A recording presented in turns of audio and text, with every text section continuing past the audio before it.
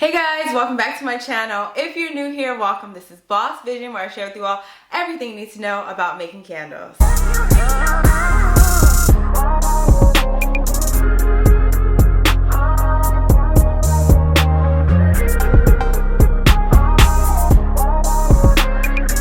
In today's video, I'm beyond excited to be sharing with you all my top secrets for getting a stronger hot throw. Yes, if you're like me and you want to make sure you have the best hot throw possible to give the best experience to your customers, then definitely stay tuned for this video. And if you stay until the end, I will be providing my #1 secret to ensure you're getting the strongest, craziest hot throw possible and you always achieve the best results. So definitely stay tuned for the video, and if you like videos like this, please make sure you give it a thumbs up and subscribe so you don't miss out on anything else that I post. Alright, let's just jump right into it. Okay, the #1 tip is to be mindful of the type of wax you're using and the melt point it should be at. Okay, #1, it is imperative for you to be mindful of the type of wax you're using and what temperature you should melt it at. It is too often that you will purchase wax from a vendor, they give you a recommendation, you use that recommendation, then you wonder why you're unhappy. Research, research, research.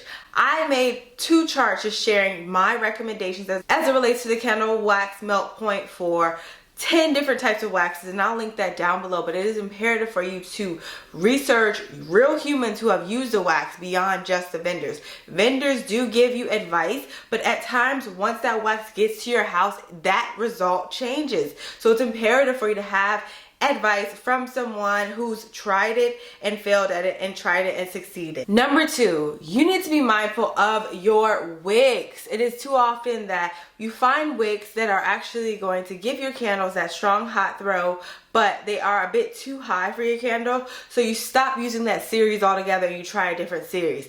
I recommend doing a full testing within the entire series, going through each size to make sure that you do find the one that doesn't give you that crazy high flame, but it does still give you that hot throw. I remember going through this with coconut apricot cream wax. I really wanted to use the CD series because they worked really well with a strong hot throw, but for some reason whenever I used the CD10s within my vessels, I always had this really high flame. It was sooting, it was just not a good vibe, so I just switched to Ecos, and that was a horrible decision.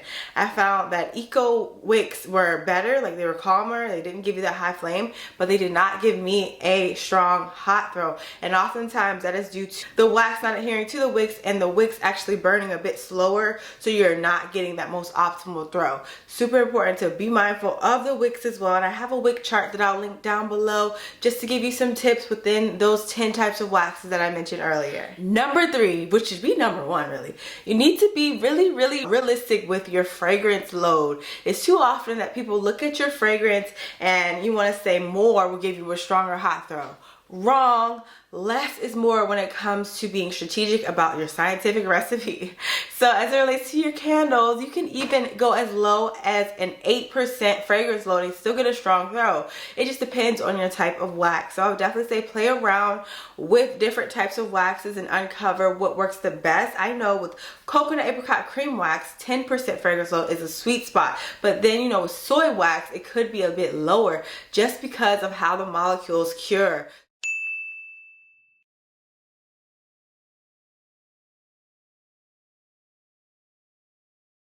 So it's really important to be very intentional about the amount of fragrance you're putting into your candles to ensure you're getting a stronger throw. #4, your vessels. You need to be mindful of the fact that everything plays a significant role together. So if you are using a vessel that is of a diameter of 4 inches or more, you should be using more than 1 wick.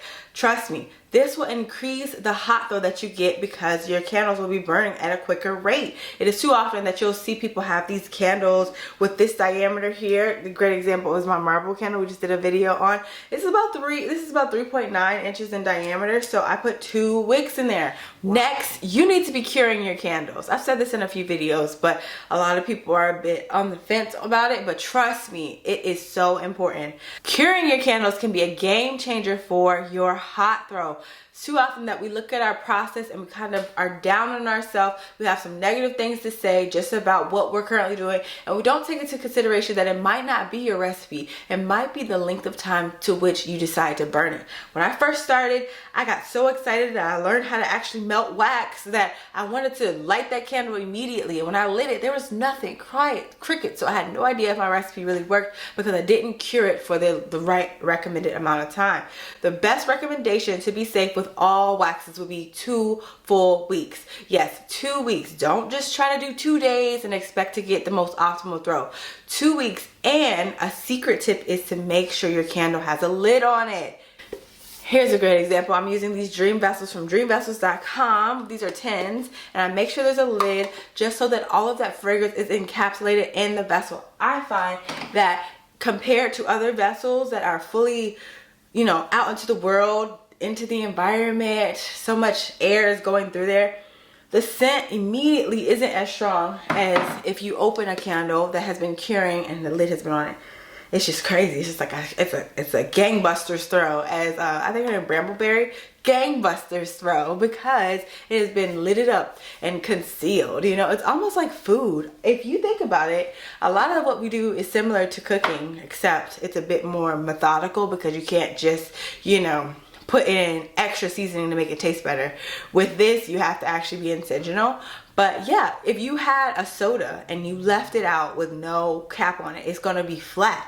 So think about that the next time you leave your candles out uncured, unlidded, without a lid. Okay, my last secret tip that people will not tell you on the internet because of who knows why, but this is really important. And before I give it to you, I know you're watching this video right now. 80% of y'all are watching and y'all typically aren't subscribed. What you doing, girl? Subscribe right now before I tell you what it is. I'll wait. Don't worry, I'll wait. Okay, thank you. This #1 secret tip is to be mindful of the temperature in the room. Yes, like I said, it's science. You have to be in control of all of the elements, the periodic table of elements, and just as it relates to your candle curing experience. So if you're in a room and it's 40 degrees, your candle is going to cure at a higher rate, and all of that fragrance oil is going to burn off. It's just going to be gone. Whereas if your room was at like 90 degrees, your candles is going to cure at a super slow rate, and that fragrance oil is going to also have an opportunity to evaporate. So the last thing you want to do is to mess up your temperature in your room when you're making candles. Set the mood, make sure the vibe is right in the room. Make sure the temperature is at least 70 degrees, between 70 and 75 degrees, no higher, no lower. Lower, it's going to cure too fast. Higher, it's going to cure too slow. And we don't want to deal with that because we want hot throw. We want to get a strong scent out of our candles, okay? So I hope this video was helpful. Please make sure you comment down below if you try any of these tips and they have worked for you. Share these videos with other candle makers so that they can also enhance their experience. And please definitely subscribe if you haven't already. And I hope you all enjoy the rest of your day, your week, your next hour. Just living your purpose and love life. Okay, bye.